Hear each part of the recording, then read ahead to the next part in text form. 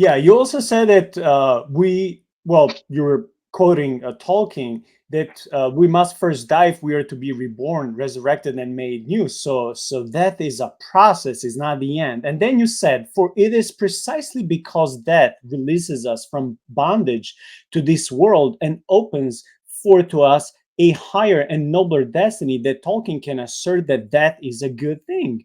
We Yeah. have been convinced by the enemy that death is the shadow, capital S, when it Right. is in fact our world that is in the shadow. It is not death but life that is the dream. On the other side waits not night but morning. So Oh, beautiful. what is that book here?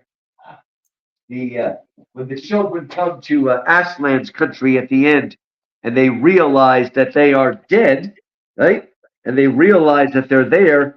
Aslan says to them, "There was a real railway accident. Your father and mother and all of you are, as you used to call it in the Shadowlands, dead. The term is over. The holidays have the begun. The dream is ended. This is the morning." And as he spoke, he no longer looked to them like a lion, because he now looks like Jesus. But the things that began to happen after that were so great and beautiful that I cannot write them. And for us, this is the end of all the stories. And we can most truly say that they all lived happily ever after. But for them, it was only the beginning of the real story. All their life in this world and all their adventures in Narnia had only been the cover and the title page.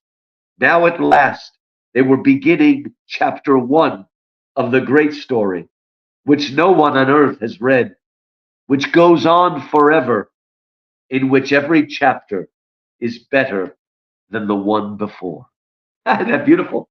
And we must be reminded in the last battle, the children have to be reminded that all worlds come to an end except Aslan's country, which is heaven, ultimately for us, the New Jerusalem. But it is right. I mean, that is the way of this world now. Things wind down and they die.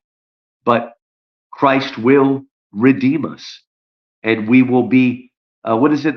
I tell you a great mystery. We will not all sleep, but we will all be changed at the last trumpet, at the sound, right? The dead will be raised and we will be imperishable. Wonderful promise in 1 Corinthians 15, I think.